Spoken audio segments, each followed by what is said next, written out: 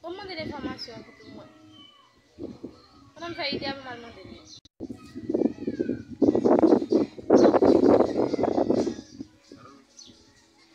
Information de ¿Qué es? Una información de Pero háblame claro, morena. ¿Cómo que vengo con su haitiano? ¿Yo? Haitiano, ¿qué? Yo no sabes lo que te está diciendo. Dale, que me sea que haitiano. ¿Eh? Ay, Dios mío. Háblame español, yo no entiendo.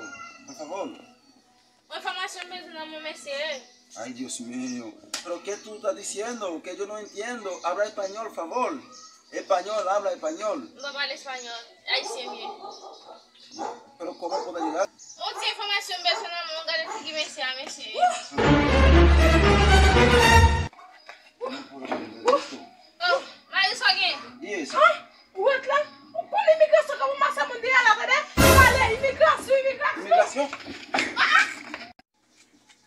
Eu fiquei mexendo uma palavra ali.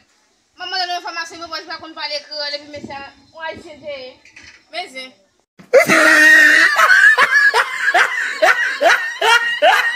Ah, look at the top of his head.